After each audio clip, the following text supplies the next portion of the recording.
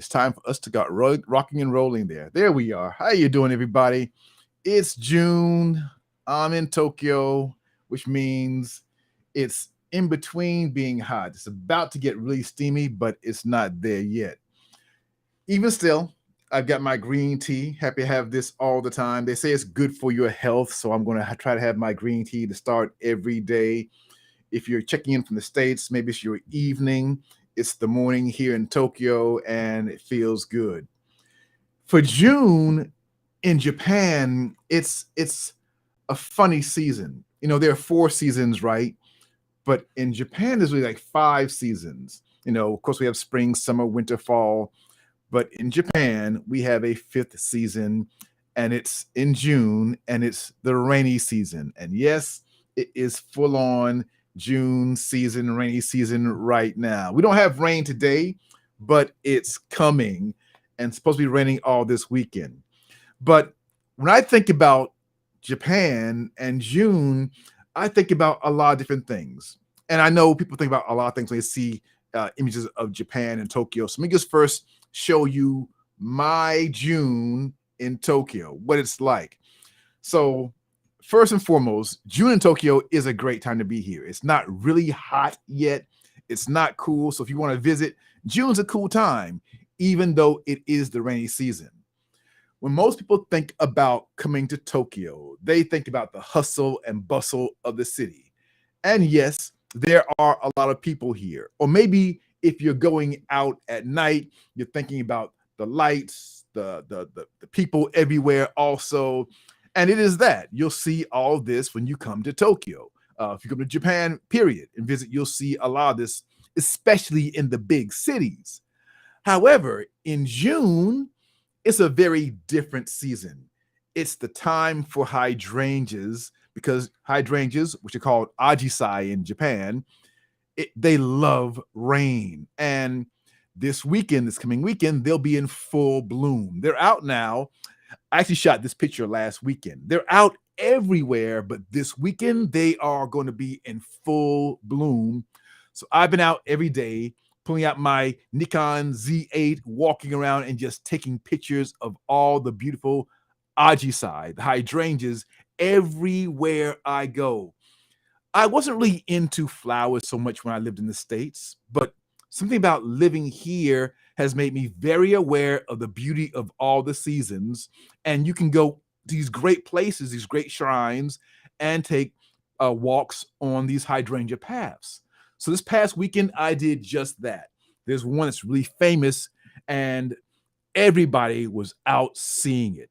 It was like a 2-hour wait just to get in line to see all of these beautiful hydrangeas. And they're not full bloom yet. They're going to be full bloom this coming weekend, but the lines are still super long.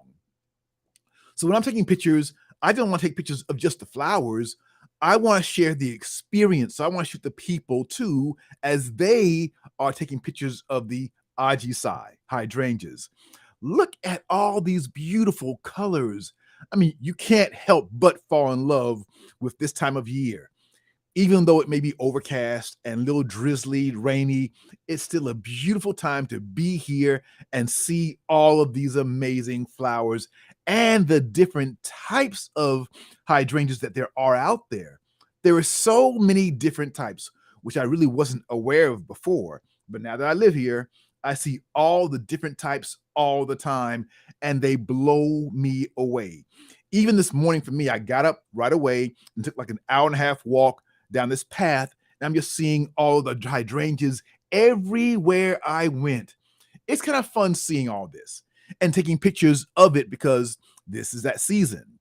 And when June's over, when the rainy season's over, that's the real beginning of summer, and summer is intense in Japan and beautiful at the same time. But right now, I'm taking in all the beauty of the ajisai and sharing it with you, because I think this is a beautiful time of year to see the beauty of these amazing flowers. Look how big they are and how beautiful they are, and all the different types. I love that. But today I'm here to talk about the mistakes that photographers make. I'm going to do that all of this month. I'll be talking about mistakes photographers make in photography, because I see it all the time. You know, you love photography. Maybe you just got a camera. Maybe you have one for a long time, but you're still making these mistakes possibly. All this month, all of June, I'm gonna go through several mistakes that photographers make. So hopefully you can stop making those mistakes and have a better, easier time about going out and making your pictures. So let me dive into that right now. Mistakes photographers make. First and foremost, my name is Matthew Jordan Smith. I'm a professional photographer, been shooting now for over 37 years. I'm a Nikon ambassador. I'm always going to have my green tea.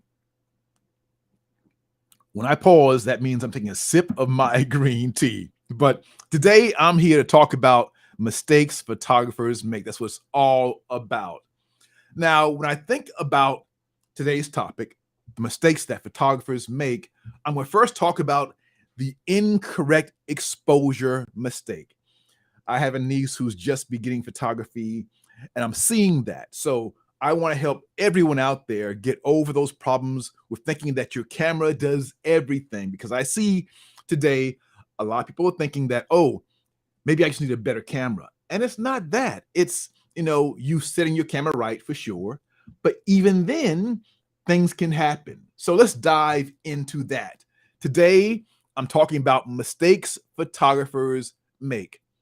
So this past weekend, I'm out walking around. I was out taking pictures of the Ajisai, but after I finished taking pictures of Ajisai, hydrangeas, I was walking back to the train station and I stumbled upon this festival. So I had my Nikon Z8, which is an amazing camera, one of the best cameras out there. And I set it to shoot in aperture priority.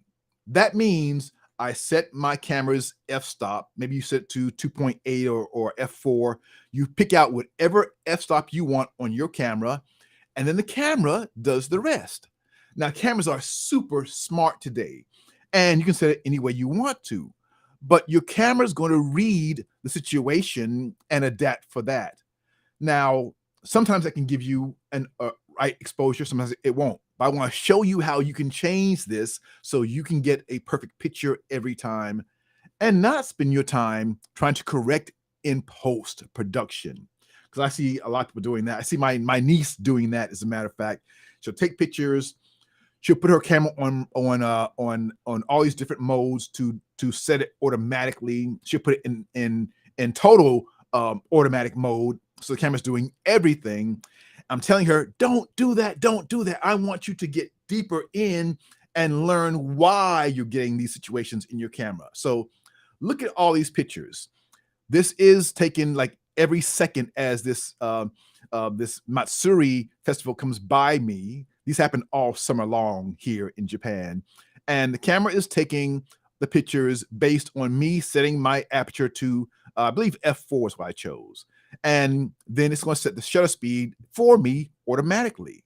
I say, okay, I want to have everything to be a certain focus. And it does that absolutely well. However, the camera is seeing everything and adjusting for it. So let me go through the situation and talk about how you can get the perfect exposure every single time, because this is important that you don't waste time fixing pictures in post. You want to enjoy the whole process, right? So let's go through this. So here's the first picture. I'm shooting at f4.5. So the camera says, okay, let's go to a shutter speed of 1250. That's a high shutter speed, but it's dark. And why is it dark? Because the camera is reading all that sky behind.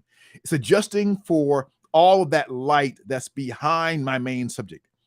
As smart as cameras are, as smart as AI is going to be, it's going to have a hard time knowing exactly what you want to be the main focus of your picture.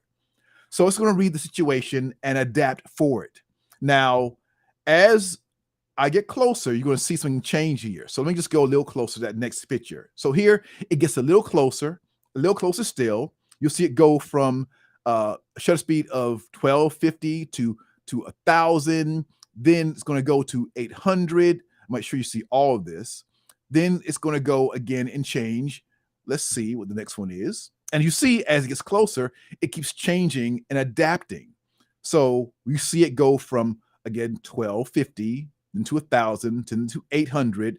Then it's going to go to, get my screen to go here. I want to make sure it's all changing for me. Is it changing for you guys as well? I want to make sure this is still running here. My slideshow seems to be getting caught today for some reason. There we are, 500. I want to make sure you guys are seeing everything as it happens in the moment. There we are, 500. Then it goes down to 400.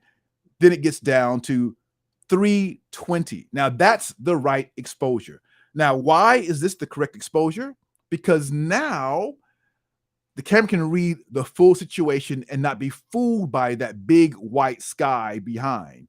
I'm basically backlit. So the camera is reading this backlit situation. Even though it's a cloudy day, there's still front light and backlight, but because it's overcast, you have a hard time seeing that. So this is the correct exposure.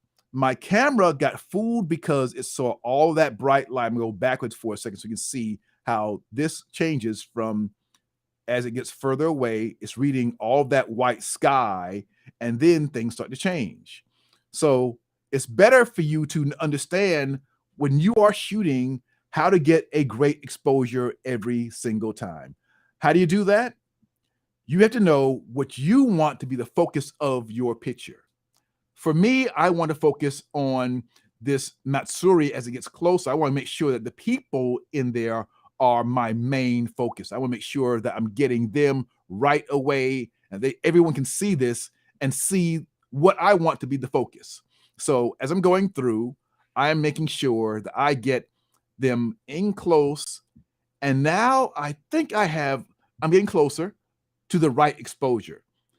f4.5 at 1/3220th of a second. That's my shutter speed. That looks good, but it took me a while to get there. How do I get there right away so every picture is perfect? Well, I like using a light meter. A light meter is not going to be fooled by everything around me. If I'm shooting for light meter, I can set it for shooting with incident or reflective. I can change how I want to shoot and make sure every picture is perfect. So I don't have to spend any time in post correcting a picture. Now in studio, this is what I do. Outside, I do this a lot as well because I want to make sure that every picture is perfect. You don't want to waste time trying to get every picture to be right. You want to take a picture. And for a job, professional photographers, when you're shooting, very often a client's there on set with you, looking at every picture on the screen or the computer as you're shooting. If they see your pictures all over the place, they're like, oh, what's wrong? Even though maybe you can fix it in post afterwards, they're seeing it live and it makes you look bad. However, when you use a light meter, every picture is the perfect exposure all the time. And this is how I make sure every picture is correct. Whether I'm shooting for myself for having fun or I'm doing a big job for a client. Either way, I want to make sure what my client sees in the moment as I'm shooting is a perfect exposure. That makes you look like a professional photographer. Your clients all know what a camera looks like. They might have the same camera that you have, as a matter of fact. They do not have a light meter. And that makes you look like a professional. And it teaches you all about light. So stop guessing about your exposure. Yes, you can fix it in post. However, it will make time easier for you when you learn how to do it and learn why your pictures are overexposed or underexposed, and you get it right in camera. You save time, which gives you more time to do the things that you love. Don't make this mistake. Make sure you have control of your exposure every time. Let's say you don't have a light meter. Let me just stop showing this presentation for 1 second. Let's say you don't have a light meter with you and you still want to get a great exposure. It's great to understand why your pictures are fluctuating with exposure. You can go in close to a situation and look at your exposure and then pull back and set it to manual and set it on that right exposure. That's one way to do it if you don't have a light meter. I like having my light meter so I can just get a great exposure every time, whether I'm shooting in studio or I'm shooting on location.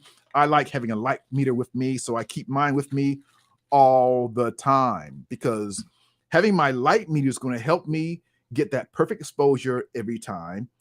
I know it looks confusing to a lot of people if you've never used one at all. However, these things, these babies, will make your life so much easier, and they're really not that complicated at all. It's shutter speed, aperture, and ISO, the triangle, the holy grail of photography. Once you understand these three things, aperture, shutter speed, ISO, once you understand these things, your life is so much easier as a photographer. Yes, photography is all about light and understanding light. And that's why I spend a lot of time talking about when I am either speaking or going on tour or doing a lecture or giving a workshop. A lot of it is based on light. And I talk about light so much because it's what's given me a career. It's what's given me a career where I can live in Japan, shoot here in Japan, shoot in LA and New York or wherever, and have clients who want my work all these years later. So once you understand how to make your pictures look the way you want and have total control in the moment, people see you as being a professional photographer, and they'll hire you and pay your price to make your life better. Now, let me just talk about my program that I have for teaching photographers how to see light, understand it, and get better. If you want to learn, I've got a program just for you to master photography lighting, and it's called Mastering Your Photographic Lighting. This program is all about you learning the ins and outs of photography. It's an online course. It comes with 7 modules. Each module will teach you about photography. You can take it 24/7 wherever you are in the world. But there are 2 components to this course. There's, yes, the online part, but part 1 is a weekly live training session. Pause my green tea for a second. So yes, the live part is so cool because it's changing and evolving all the time. I've seen something happen in terms of like AI. Things are happening where things are changing so super fast. So every week I'm here live to take you through changes in photography. It's like you every single week, not just having you have an online course. I'm there to help you really learn how to master your craft. So this is for photographers who are really serious. You want to learn about light, about exposure, and so much more. If you don't know what that holy grail of photography is, aperture, shutter speed, ISO, come in, let me teach you all of that and so much more, how to use it and have total control of your images.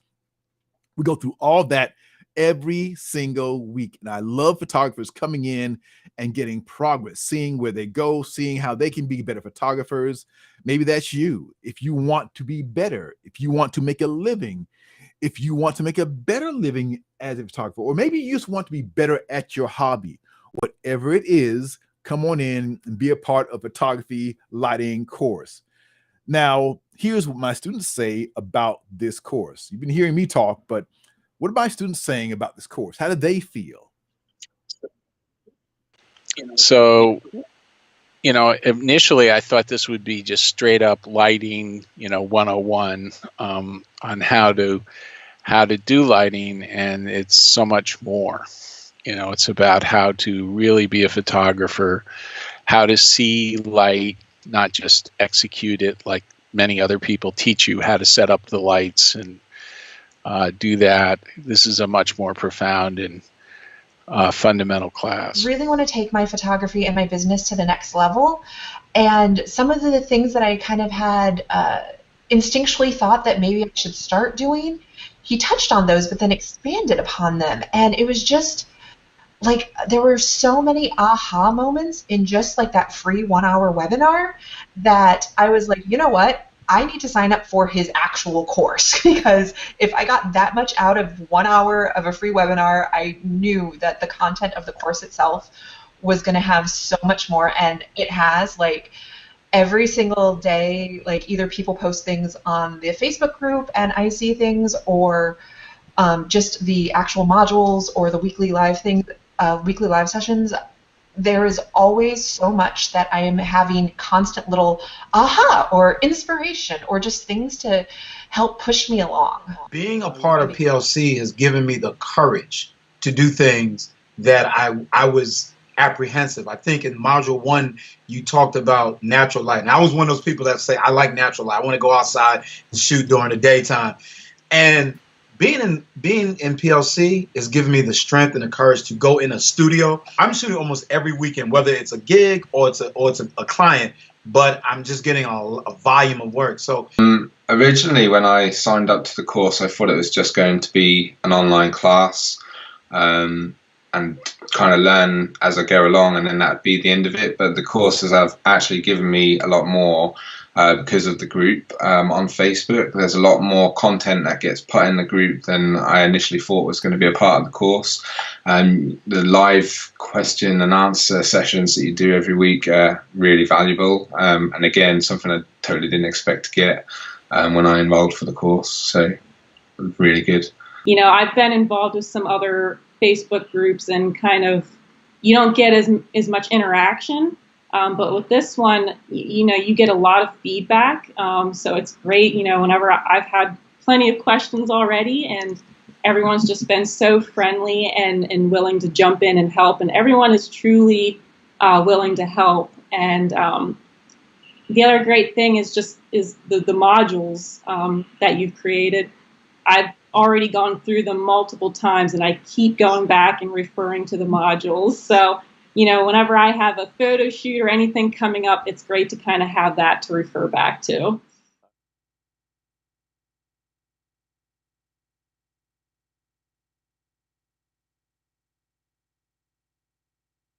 Being a part of something and you see each other grow every single week, it's the best feeling in the world. In this course, there are people from all over the world, and they're all getting results every single week. And I want you to get results in your photography wherever you are. Now, if you have questions, stay with me, because I'm going to take your questions live in a minute. But if you want to learn more about photography, lighting, you can be a part of this course right now. This is a way where you can come in from anywhere in the world and learn how to be the best photographer that you can be. Again, in PLC, there are people from all over the world. It's an international student base of photographers, all learning to master their photography. Why not you? You get 2 ways to join. You can break it up in 12 payments or do a one-time payment. When you do, you have lifetime access to this course. That means you get all the live sessions every single week. They continue on if you become a part of this course. So come on in and be a part of PLC. And you got 2 days to be a part. You can break it down of options or do a one-time payment. When you do, come on in, be a part of the PLC family, watch things change, watch yourself grow. You'll get access to all the content, all the modules, all the private sessions, download content, have lifetime membership, all that, and the weekly sessions that happen every single week as things are changing. And it's risk-free for you. You get 30 days of no money, 30-day guarantee your money back if you are not happy with the course. If it's not doing what I say it can do for you, you can get your money back. That's how much I believe in the course. It's risk-free to you. Now, this is how you learn how to take amazing pictures and improve your skill at being a photographer. But I know you may have questions today. Today we were talking about mistakes photographers make. And maybe you're wondering how you can improve your mistakes that you're making in terms of exposure. Today we're talking about exposure and those problems that happen related to incorrect exposure. So what do you do to make sure everything works right all the time? So let me know your questions. Don't be afraid to ask anything about anything you've seen today. Maybe you want to know, can you change your shutter speed versus your aperture? Maybe not sure what an aperture is. Don't worry. Don't be scared to ask any questions. I'm here live for you guys, so don't be afraid to ask any questions. One question I get about my course, people ask about the live sessions. Like they say, okay, Matthew, you said you have weekly live sessions every single week. Are they at the same time every week? Well, because people are from all over the world, I change it every other week. I put the time down every week for everyone to see what time we have the sessions. And it's always based on East Coast time, but sometimes it's in the morning East Coast, sometimes it's in the evening East Coast. I change it back and forth so everybody, no matter where you are in the world, Asia, like I am in Asia right now, or you're in the States or you're in Europe, it doesn't matter. You can see a live session every single week. And if you missed it, no problem. They're recorded for you and they're placed in the private Facebook group that you also get a part of being when you join PLC. Now, let's see who has any other questions. Good seeing all you guys here today. Thank you for coming in, saying hello. Thank you for coming in, say good seeing you here today as well. I love sharing the joy of photography and answering any questions that you may have about your journey in photography. And one question we get a lot is gear. What gear do I need to be in your course? Well, to be honest, you don't need much. I like when you have at least a camera, a real camera. So you do need that. I think when you have that, you can grow with everything else.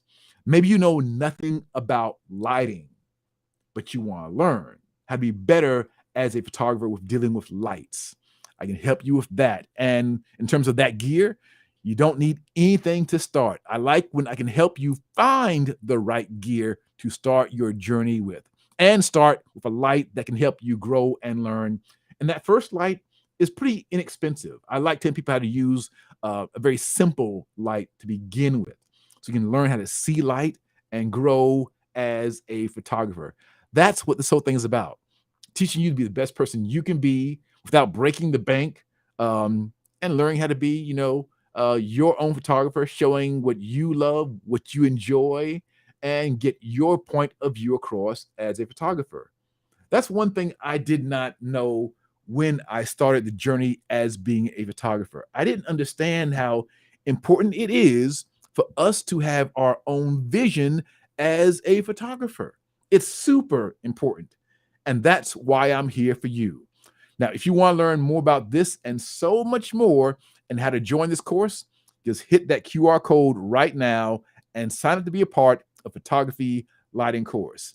I'll be with you every single week live to teach you how to be a better photographer.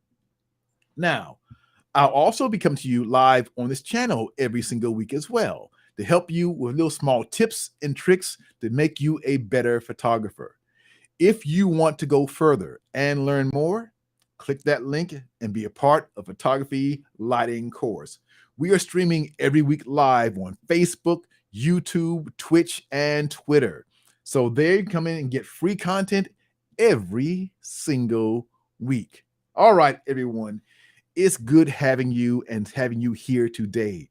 Make sure you come in next week. We are here at the same time, live, so I can take your questions in the moment and watch you grow as a photographer.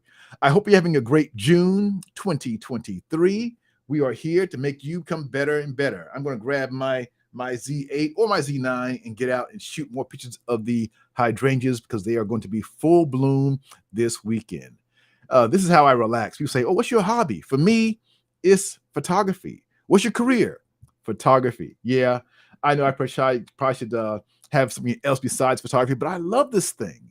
So my camera's with me all the time, 24/7, because I'm documenting not just, things that are beautiful out there, but documenting my life and my journey here on this planet. And it's good we can do that same thing, and you can do the same thing as well. Document your life and what you do, where you go, and do it in pictures. Looking back, it's really amazing to see. All right, everyone. Let's see if there are any questions out there today. Thank you all. I'm glad you all saying thank you. Thank you so much, Say, for coming in, saying hello. All that is wonderful to see. Thank you so much. I'm glad you all enjoyed this. I enjoy it too. And I'm wishing you a great June 2023. Get out, enjoy life, shoot more. I'll be back very soon and here to see you more. All right, everyone, be good. Take care. And I'll see you all soon. Bye, everyone.